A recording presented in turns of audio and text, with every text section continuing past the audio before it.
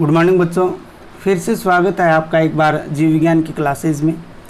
देखिए हम chapter number 5 जो था हमारा कंटिन्यू है, चैप्टर नंबर 5। ठीक है, 5 के अंदर हमने कल शुरुआत की थी स्टेम की। किसकी बात की थी? तने की बात की थी, स्तंभ की बात की थी, प्रो की बात की थी, जो हमारा क्या है चल रहा है। स्टेम, मुख्य रूप से स्टेम की अगर बात करते हैं तो सबसे पहले तो तना जो होता है वो ऋणात्मक गुरुत्वानुवर्ती और धनात्मक प्रकाशानुवर्ती हरे रंग का, परंतु बाद में ये काष्ठीय तथा गहरे भूरे रंग का हो जाता है। बहुत सारी संरचनाएं इनके ऊपर उपस्थित होते हैं जिनकी भी हमने बात जो है वो की है। आज हम बात करेंगे मॉडिफिकेशन ऑफ स्टेम। किसकी बात करेंगे? मॉडिफिकेशन ऑफ स्टेम, अर्थात तने के रूपांतरण, तने के रूपांतरण, मॉडिफिकेशन ऑफ स्टेम, तने के रूपांतरण।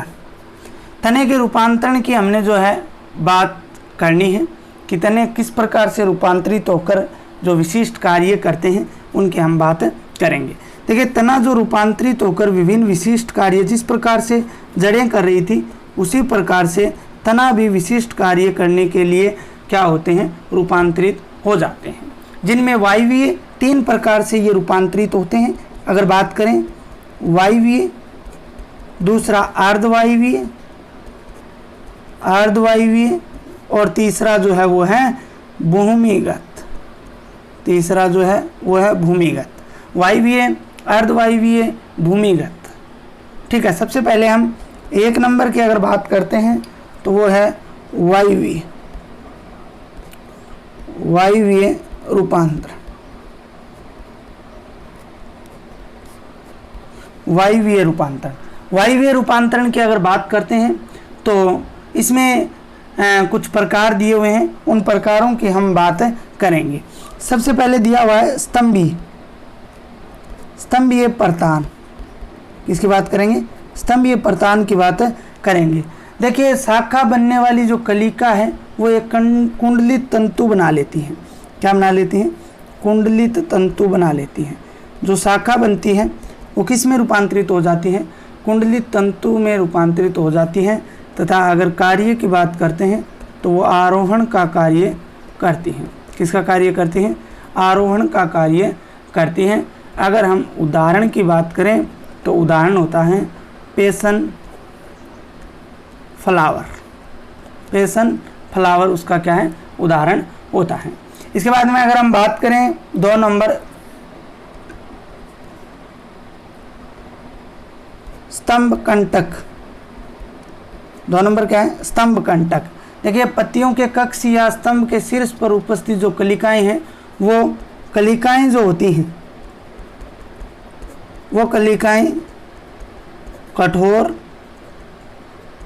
सीधी न्यूक्ली संरचनाएं बना लेती हैं।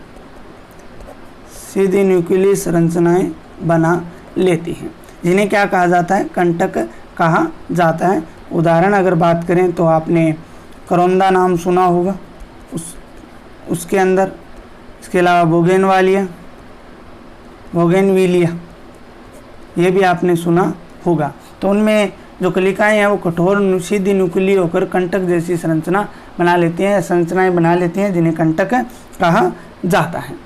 इसके बाद में हम बात करते हैं 3 नंबर। 3 नंबर जो है वो है स्तंभ तीक्ष्णवर्ध एवं अंकुश। अंकुश की अगर बात करें तो इंग्लिश में इन्हें हुक्स क्या बोला जाता है? हुक्स बोला जाता है। देखिए, इसके अंदर अगर बात करते हैं तो ये हुक के समान मुड़ी हुई न्यूक्ली संरचनाएं होती हैं। हुक आप लोग जानते हैं, इस प्रकार से मुड़ी हुई संरचनाएं होती हैं। क्या होती हैं? मुड़ी हुई संरचनाएं होती हैं। इसके अलावा बात करें तो उदाहरण की अगर बात करें तो आप लोग गुलाब के अंदर देख लेना, जो कांटे हम बोलते हैं वो मुड़े हुए हुक जैसे होंगे। इसके अलावा अगर हम बात करें तो स्माइलेक्स, ठीक है, इन पादपों के अंदर इस प्रकार का जो तना है वो इस प्रकार का रूपांतरण कर लेता है।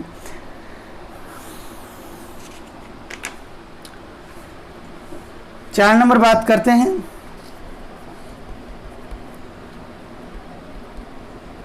पर्णाभ स्तंभ। 4 नंबर किसकी बात करते हैं? पर्णाभ स्तंभ की बात करते हैं। देखिए, इन पौधों के जो तने होते हैं वो मांसल हेरे चपटे होकर पत्ती जैसे हो जाते हैं। तना जो है वो किसके जैसा हो जाता है? पत्ती जैसा हो जाता है। तना किसके जैसा हो जाता है? पत्ती जैसा हो जाता है। और ये प्रकाश संश्लेषण करने लग जाते हैं। क्या करने लग जाते हैं? प्रकाश संश्लेषण करने लग जाते हैं। क्या करने लग जाते हैं? प्रकाश संश्लेषण करने लग जाते हैं। फॉर एग्जाम्पल की अगर बात करें तो नागफनी, इसके अलावा कोकोलोबा, नागफनी, कोकोलोबा, इनके अंदर इस प्रकार की कंडीशन लागू होती है। 5 नंबर बात करते हैं पर्णाभ पर्व की। पर्णाभ पर्व की बात करते हैं तो एक पर्ण वाला पर्णाभ स्तंभ जो है वो क्या कहलाता है? एक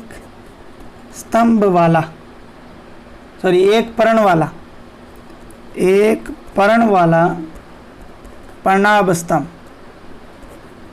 पर्णाभ स्तंभ क्या कहलाता है? पर्णाभ पर्व कहलाता है। उदाहरण की बात करें तो सतावर। उदाहरण की बात करें तो सतावर। इसके बाद में बात करते हैं अगला पत्र परकलिका। पत्र परकलिका। पत्र परकलिका, या इसको इंग्लिश में अगर बात करें तो हम बुलबिल बोलेंगे। आपने पहले भी नाम सुना होगा, बुलबिल बोलते हैं। इनमें क्या होता है? जो कायिक कलिका होती है वो भोजन संग्रहण करके फूल जाती है। कायिक कलिका जो होती है पाद पर या तने की, वो फूल कर किसका निर्माण कर लेती हैं? भोजन का निर्माण कर क्या हो जाती हैं? फूल जाती हैं। जैसे आप लोगों ने ग्वार पाठा देखा होगा, इसके अलावा अगेव, ठीक है। ग्वार पाठे का एक और अलग नाम होता है, वो भी आपको बता देता हूँ। धिंकवार बोलते हैं इसे, धिंकवार। धिंकवार क्या है? बोला जाता है। इसके बाद अगर हम बात करते हैं तो वायवीय रूपांतरण जो थे, वायु के अंदर तना था वो कंप्लीट हो गया। स्तंभीय प्रधान, स्तंभ कंटक, स्तंभ तीक्ष्ण वर्ध एवं अंकुश, पर्णाभ स्तंभ, पर्णाभ पर्व और पत्र परकलिका, ये जो है हमारा कंप्लीट हो चुका है। इसके बाद में हम बात करते हैं अर्धवायुवीय तने के रूपांतरण की बात करते हैं।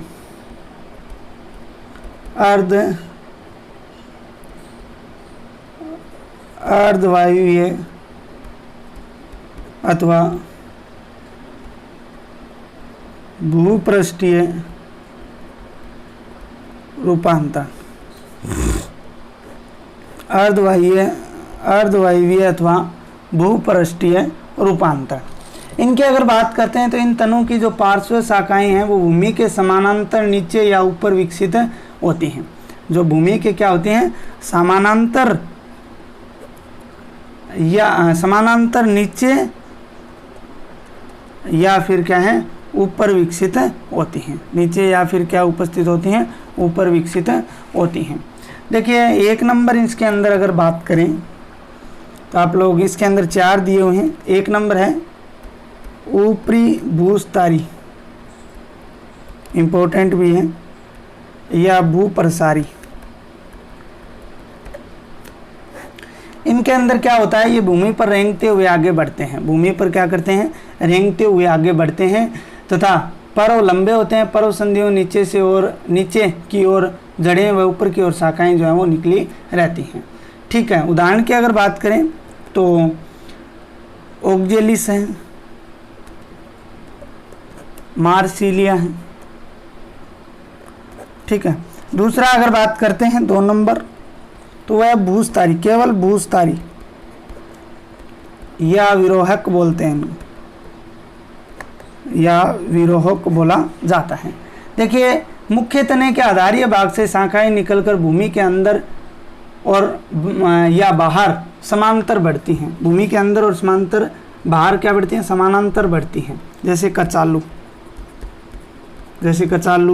ड्रेसिना आदि पादपों के अंदर इस प्रकार के तने जो है वो रूपांतरण होते हैं। 3 नंबर अगर बात करें भूस्तारी का, भूस्तारी, देखो तीनों नाम एक जैसे हैं, थोड़ा ध्यान रखना। ये रैंकर, ये भूमि के अंदर और बाहर समांतर।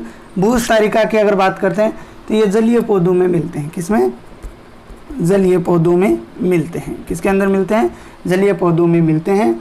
और अगर बात करें इनमें शाखाएं मोटी व एक परव वाली होती हैं। उदाहरण की बात कर सकते हैं जलकुंभी, ठीक है, जिसे बंगाल का आंतक कहा जाता है। इसके अलावा पिस्टिया, ठीक है। लास्ट है आज का 4 नंबर अंतःभूस्तारी।